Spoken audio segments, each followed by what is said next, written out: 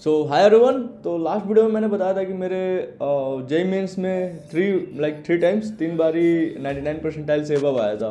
मेरे टाइम पे 4 सेशंस हुए थे ना जेई मेंस के। एंड मैं ये समझ रहा हूँ, मैं ये समझ के चलता था कि मैं जो जो चीज़ें करता था जेई के लिए वही सारे लोग करते हैं। बट ऐसा होता है नहीं, क्योंकि बहुत सारे लोग जो मेरे को इंस्टा पे डीएम वगैरह करते हैं वो मतलब काफ़ी छोटी छोटी मिस्टेक करते हैं जो कि मैं नहीं करता था उस टाइम पे।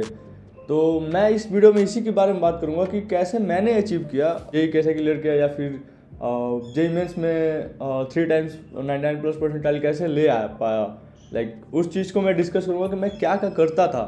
जो लोग सोचते हैं कि काफ़ी छोटी छोटी चीज़ें हैं, इसको इग्नोर करते हैं, बट वो इग्नोर करने के बाद 2 साल के बाद वो काफ़ी बड़ी रिजल्ट में काफ़ी ज़्यादा निगेटिव इम्पैक्ट दे देता है वो। तो आज उसी को डिस्कस करेंगे। तो ये वीडियो ना जो कि 24 बैच है एंड 25 बैच है, जो कि जेई अपना 2024 एंड 2025 में देने वाले हैं, तो उनके लिए ज़्यादा यूजफुल रहेगा। जो 23 में देने वाले हैं मैं उनको बस यही बोलूँगा कि भाई यहाँ पे वीडियो तुम रोक दो, पीवाईक्यूज करो। पीवाईक्यूज नहीं मतलब अभी जो तुम्हारा एक सेशन हो गया ना उसी के क्वेश्चंस लगाओ, जो कि काफ़ी ज़्यादा हेल्पफुल रहेगा। तुम बहुत ज़्यादा कुछ कर नहीं सकते, मतलब वापस से सारा सिलेबस पढ़ना या फिर बहुत सारी चीज़ें, छोटे छोटे टॉपिक्स रिवाइज करो जो कि इंपॉर्टेंट है एंड पीवाईक्यूज कर लो। पीवाईक्यूज मतलब प्रीवियस जो सेशन में, इसी सेशन में जो जनवरी वाली सेशन थी ना उसमें जितने पेपर्स हुए उसको वापस से लगा लो अच्छे तरीके से। तो और यहीं पे वीडियो छोड़ के चले जाओ, क्योंकि आगे की चीज़ें मैं 24 और 25 बैच के लिए बताना चाहूँगा, क्योंकि उनके पास काफ़ी सारी टाइम बची हुई है। एंड अगर तुम टाइम अगर ऐसे वेस्ट करते रहे बिना सही डायरेक्शन में जाए हुए, तो फिर जेई नहीं निकल पाएगा। ऑब्वियसली नहीं हो पाता, बहुत लोगों का नहीं हो पाता है। तो स्टार्ट करते हैं वीडियो को। पहला टॉपिक है हमारे पास 6 आवर्स स्टडी। डेली के 6 घंटे तुम्हें स्टडी में देने चाहिए। बहुत लोग सोचेंगे कि यार बहुत कम बता रहे हैं, बहुत लोग तो 8 घंटे 10 घंटे बताते हैं ऐसा पढ़ने को, बट हो नहीं पाता। तुम अगर डेली के 6 घंटे का टारगेट लेके चलोगे ना तो तुम इजीली कर लोगे एंड हाईली मोटिवेटेड रहोगे। मतलब मान लो तुमने एक टास्क बनाया, ठीक है, बहुत लोग ऐसा एक्स्ट्रा मोटिवेटेड हो जाते हैं एंड लगातार उनका आदत होता नहीं पढ़ने का, अचानक से एक दिन पूरे गुस्से में आते हैं एंड पूरा मोटिवेटेड रहते हैं, बोलते हैं चल 12 घंटे का मैं बना लिया टाइम टेबल। एंड 12 घंटे का टाइम टेबल तुम 2 दिन से ज़्यादा फॉलो कर पाओगे, अगले दिन नहीं कर पाओगे। और जब तुम नहीं कर पाओगे ना तुम्हें अंदर में बहुत ज़्यादा बुरा लगेगा अंदर से। बेकार है भैया, मैं तो टूट गया। एंड फिर वही सेम चीज़ स्टार्ट हो जाएगा। तो 6 घंटे डेली के पढ़ना इज़ वेरी इंपॉर्टेंट। कंसिस्टेंसी होनी चाहिए तुम्हारे में। मैं 6 घंटे ऐसा नहीं कि एक दिन पढ़ने के लिए बोल रहा हूँ, अगले दिन तुम 3 घंटे पढ़ो, अगले दिन फिर 2 घंटे, और ऐसा डिक्रीज होते जाए लीनियरली। तो ऐसा करना है नहीं।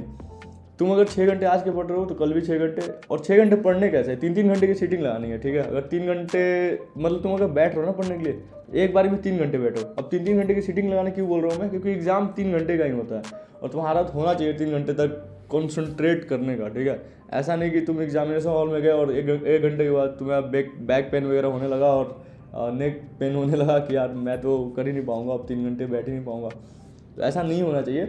जो 6 घंटे का स्टडी है, 3 घंटे तुमने होमवर्क मान लो कर लिया, तो बाकी के जो 3 घंटे वो चीज़ें रिवाइज कर लो कि क्लास में क्या क्या पढ़ाई हुई है या फिर आगे कैसे कैसे पढ़ाई होने वाला है। तो ये चीज़ तुम कर सकते हो। इंजीनियरिंग का चौथा है साल, गेट निकालना है हर हाल, तो वह टेंशन क्यों लेना, गेट वाला है ना। ज्वाइन कीजिए पीडब्ल्यू गेट वाला और बनिए अपनी तैयारी को बेहतर। एक ऐसा रिवोल्यूशनरी प्लेटफॉर्म जो देगा आपके प्रिपरेशन को एक नई उड़ान। ये प्लेटफॉर्म आपको देता है मौका गेट के साथ साथ ESC, PSUs, BARC, ISRO, state exams को क्रैक करने का, ताकि आप एंट्री ले सके आपके ड्रीम कॉलेज में। गेट के हर एक सब्जेक्ट में आपको परफेक्ट बनाएंगे इंडिया के best teachers from team Drona. There are 2 types of batches. Prakram for GATE 2024 batch, which is a full 1 year batch for third year students at rupees 4999 instead of rupees 10,000. Shrestha for GATE 2025 batch, which is a full 2 year batch for second year students at rupees 6,999 instead of rupees 14,000. Gate वाला courses join करने के लिए आप use कर सकते हैं मेरा coupon code PRI500, जिसमें मिलेगा आपको 500 off for a limited time only on all GATE वाला कोर्सेज। Link in the description. अब आते हैं कि पढ़ते पढ़ते क्या कर सकते हो तुम। तो ये अपना सेकंड पॉइंट होने वाला। सेकंड पॉइंट होने वाला शॉर्ट नोट्स, ठीक है। मैं ना पिछले तुम 1 साल के मेरे सारे वीडियोज उठा के देख सकते हो, मतलब देखना नहीं, टाइम वेस्ट होगा तुम्हारा। बट उसमें ना हर वीडियो में मैंने ये चीज़ बोल रखा है कि शॉर्ट नोट्स बनाना बहुत ज़्यादा इंपॉर्टेंट होता है। 23 को भी बोला था, जो लास्ट ईयर वीडियो बनाया था उस टाइम 23 बैच के पास 1 साल का टाइम था। तो उन्हें मैं ये बोला था कि शॉर्ट नोट्स बनाते रहना, लास्ट टाइम पे रिवीजन में काम आएगा। जिन्होंने बनाया होगा उससे डेफिनेटली हेल्प होगा, एंड जिन्होंने नहीं बनाया तो अभी थोड़ा उनका परफॉर्मेंस डाउन हो सकता है, क्योंकि शॉर्ट नोट्स अगर तुम बना लोगे ना हर चैप्टर का तो बाद में रिवीजन करने में बहुत ज़्यादा ईजी रहता है। तुम ना लास्ट के टाइम पे जाके पूरा का पूरा चैप्टर तो रिवाइज नहीं करोगे, जो इंपॉर्टेंट रहेगा वही रिवाइज करोगे। तो ये चीज़ें बहुत बहुत काम आती है, शॉर्ट नोट्स बहुत ज़्यादा काम आता है, उसमें इंपॉर्टेंट पॉइंट्स लिखना होता है, ठीक है। शॉर्ट नोट्स में ऐसा नहीं कि तुम पूरा का पूरा चैप्टर भर दो, तो वो हेल्प नहीं करेगा, अगेन सेम वही चीज़ हो जाएगा। तो उसमें छोटे छोटे पॉइंट्स बनाना, इंपॉर्टेंट पॉइंट्स बनाना, एक दो एग्जांपल्स ले सकते हो। मान लो ऑर्गेनिक केमिस्ट्री का शॉर्ट नोट्स बना रहे हो तो उसमें एक रिएक्शन लिखा, हाँ मैं अल्डोल रिएक्शन लिख दिया, यहाँ पे एक एग्जांपल लिख दिया उसका, वहाँ पे मैकेनिज्म लिख दिया, हो गया काम खत्म, एक रिएक्शन तुम्हारा खत्म हो गया शॉर्ट नोट्स में। जो थर्ड जो पॉइंट है, बहुत लोग ये पूछते हैं कि पढ़ना कब है, दिन में पढ़ना है रात में पढ़ना है। तो तुम्हें रात में पूरे रात जग के पढ़ना नहीं है। कैसा लगा मेरा मजाक?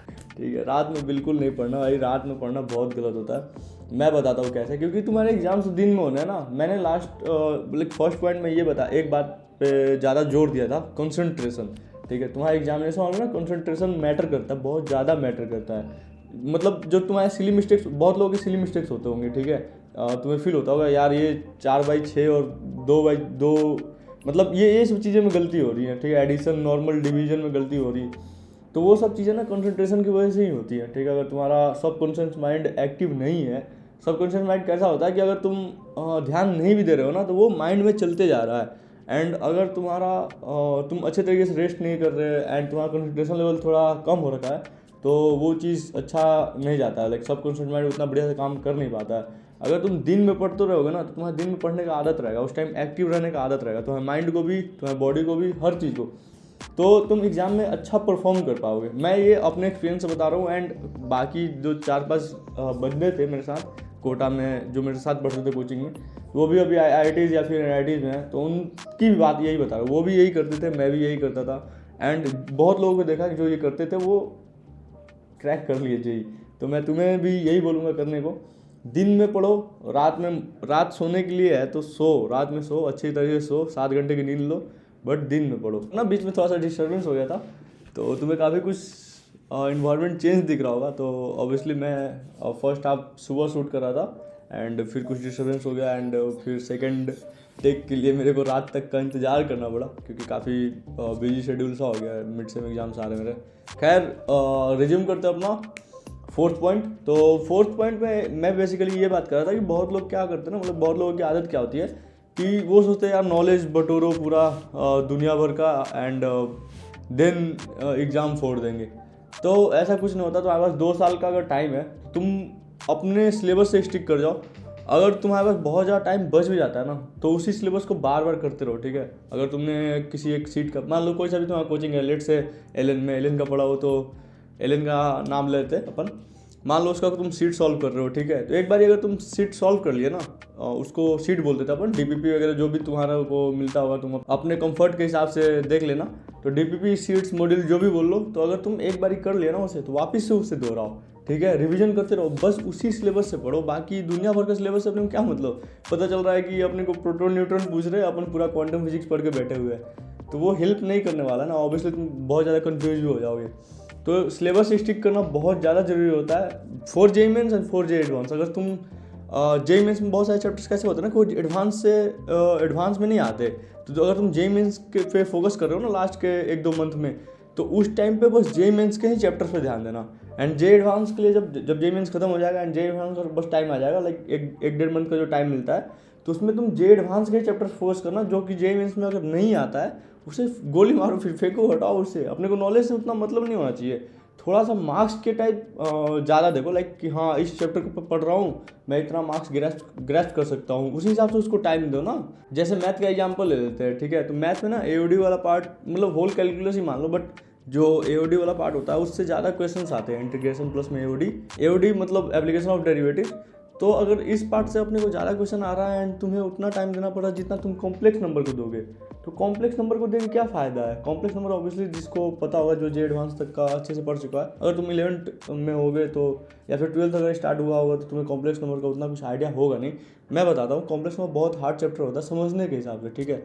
तो उसमें ना कुछ चीज़ें तुम पढ़ के चले जाओ, पूरा चीज़ तो पढ़ने की जरूरत है नहीं ना, क्योंकि तुम 2-3 दिन उसमें दे दोगे बस रिवीजन के लिए, एंड तुम्हें पता चला कि तुम्हारा एओडी थोड़ा सा कच्चा सा रह गया, लाइक मतलब कच्चा इन द सेंस कि उतना अच्छे से प्रिपेयर नहीं हो पाया, तो वो तो सही चीज़ नहीं है ना। ऑब्वियसली तुम्हारे हर क्वेश्चन के लिए 4 मार्क्स ही मिल रहे हैं, तो उस हिसाब से थोड़ा देखना बहुत ज़्यादा जरूरी होता है। तो इन सारे पॉइंट्स का तुम ध्यान रखना, लाइक जब भी तुम प्रिपरेशन कर रहे हो तो इन सारे पॉइंट्स को माइंड में रखते रहना। बस ये समझना कि एक बंदा जो कि ये कर चुका है वो एडवाइस दे रहा है, ठीक है। ऐसा मत सोचना कि कोई एक बंदा यूट्यूब पे आके कुछ भी मच मच करे जा रहा है। तो हमने भी वो चीज़ करा है, यही सब करके मैं भी निकाल पाया, क्रैक कर पाया। तो ये सब चीज़ तुम भी करोगे तो तुम्हारे भी हो जाएगा, इसमें क्या है, कुछ अलग थोड़ी होता है। एंड आगे काफ़ी कुछ नई इंटरेस्टिंग कंटेंट्स लाने वाला हूँ मैं। अगर ये वीडियो सही लगा तो लाइक कर देना, सब्सक्राइब वगैरह भी कर लेना, एंड मिलते हैं नेक्स्ट वीडियो में।